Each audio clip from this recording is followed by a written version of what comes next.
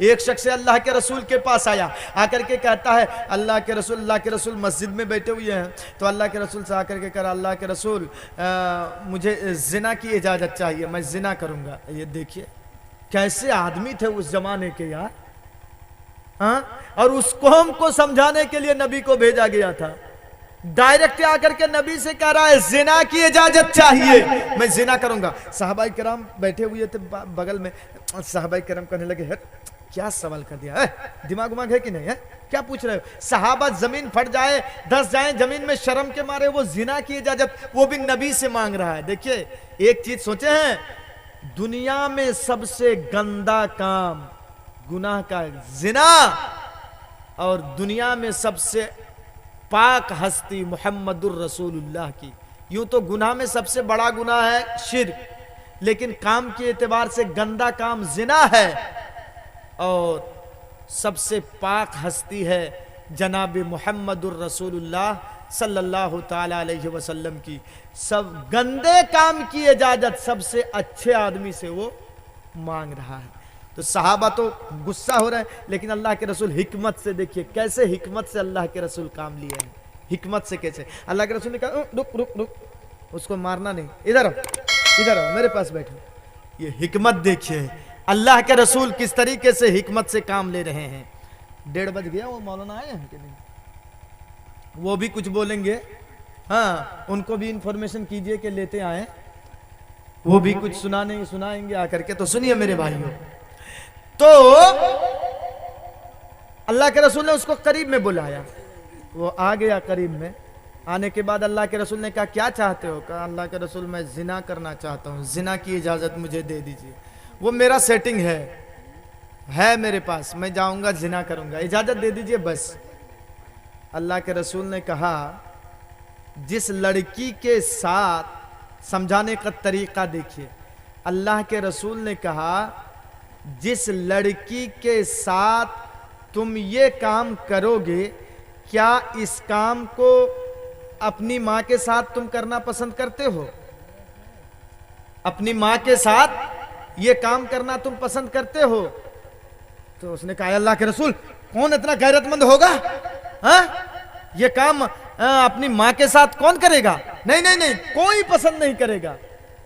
کہا اچھا ماں کے ساتھ پسند نہیں کرے گا، تو اچھا چھوڑو، ماں کی بات چھوڑو، یہ کام اپنی بہن کے ساتھ تم کرنا پسند کرتے ہو، جو کام تم اس کے ساتھ کرو گے؟ کہنے لگا اللہ کے رسول کیسی بات کر رہے ہیں، کون ایسا بیوقوف ہوگا جو اپنی بہن کے ساتھ یہ کام کرے گا؟ اللہ کے رسول نے کہا بیٹی کے ساتھ؟ کہا اللہ کے رسول ان سے بھی تو نہیں کیا جائے گا یہ کام۔ کہا خالہ کے ساتھ؟ کہا اللہ کے رسول نہیں کیا جائے گا۔ اب اللہ کے رسول اس کو سمجھا رہے ہیں، اے سنو، تم جس لڑکی کے ساتھ یہ کام کرنا چاہتے ہو وہ بھی تو کسی کی ماں ہوگی، اس کا دل کیسے گوارا کرے گا؟ وہ بھی تو کسی کی بیٹی ہوگی، وہ بھی تو کسی کی بہن ہوگی، وہ بھی تو کسی کی خالہ ہوگی۔ جب تم یہ پسند نہیں کرتے ہو کہ میری ماں کے ساتھ کوئی زنا کرے، جب تم یہ پسند نہیں کرتے ہو کہ تم اپنی ماں کے ساتھ یا کوئی دوسرا تیری ماں کے ساتھ زنا کرے، جب تم یہ پسند نہیں کرتے ہو کہ تیری بہن کے ساتھ کوئی دوسرا زنا کرے، جب تم یہ پسند نہیں کرتے ہو کہ تیری بیٹی کے ساتھ کوئی دوسرا زنا نہ کرے، تو سنو اس کا بھی کوئی بھائی ہوگا تو اس کا بھائی کیسے یہ پسند کرے گا کہ میری بہن کے ساتھ کوئی دوسرا زنا کرے؟ اس کو جب اس انداز میں، اس ٹیکنیکل میں اللہ کے رسول نے سمجھایا تو اس نے کہا اللہ کے رسول اب میری آنکھیں کھل گئی ہیں، اللہ کے رسول لیجئے میرے سر پہ ہاتھ پھیر دیجئے اور میرے لیے دعا کر دیجئے کہ گناہ کے کام میں جیسے میرا دل آگے نہ بڑھے، अल्लाह के रसूल उनके सर पे हाथ फैलाए और दुआ कर दिया अल्लाह के रसूल उनके लिए। तो वो कहते हैं कि नबी की इस दुआ के बाद से मेरी कोई गलत नजर किसी औरत पर नहीं पड़ी। मेरे भाइयों, किस अंदाज में नबी ने समझाया, किस स्टाइल में नबी ने समझाया, हिकमत के साथ बुराई को रोका अल्लाह के रसूल ने। और एक हदीस दिखा दूं, एक हदीस और दिखा दूं, अल्लाह के रसूल सहाबाए किराम कैसे हिकमत से काम ले रहे हैं, अल्लाह के रसूल बुराई को कैसे हिकमत के साथ बंद कर रहे हैं। देखिए, अल्लाह के रसूल मस्जिद में बैठे हुए हैं सहाबाए किराम के साथ, जैसे आप लोग बैठे हुए हैं, सहाबाए किराम के साथ बैठे हुए हैं अल्लाह के रसूल। और देहाती आदमी आया, एक देहात से देहाती आदमी आया, उसको बड़ी तेजी के साथ पेशाब लग रही, पेशाब को रोका था उसने, बहुत तेज से उसको पेशाब लगी थी, आकर के मस्जिद में पेशाब कर दिया। आप सोचेंगे कोई मस्जिद में पेशाब करेगा? आजकल हम मीनारा लगाते हैं, मीनार देखते हैं, ये मस्जिद है, दूर ही से पहचान लेते हैं। फूस की लकड़ी की उस जमाने में बनती थी, वो आया और आकर के मस्जिद के अंदर पेशाब कर दिया। साहब किराम तलवार लेकर के उठे, बेवकूफ, यहाँ हम नमाज पढ़ते हैं, मस्जिद में आकर के पेशाब कर रहा है। अल्लाह के रसूल ने कहा रुको रुको रुको रुको, अरे मारो नहीं, पेशाब करने की वजह से इसकी जान ले लोगे तुम, हाँ रुको। अल्लाह के रसूल एक बार बोल दिए रुक, सब खामोश हो गए, तलवार सब अपने पास रख लिए। नहीं, नबी क्या कह रहे हैं, कहा अच्छी तरीके से उसको पेशाब करने दो, दौरान पेशाब उसको रोको नहीं, अच्छी तरीके से पेशाब करने दो।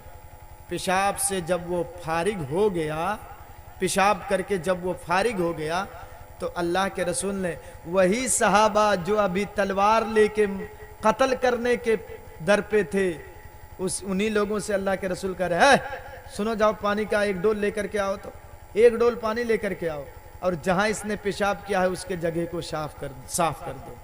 मेरे भाइयों, जो अभी तलवार लेकर के उठे थे और नबी उन्हीं को ऑर्डर दे रहे हैं कि एक डोल पानी लाओ, जिसको तुम मारने जा रहे थे उसका पेशाब साफ करो, एक डोल पानी वहां बहाओ।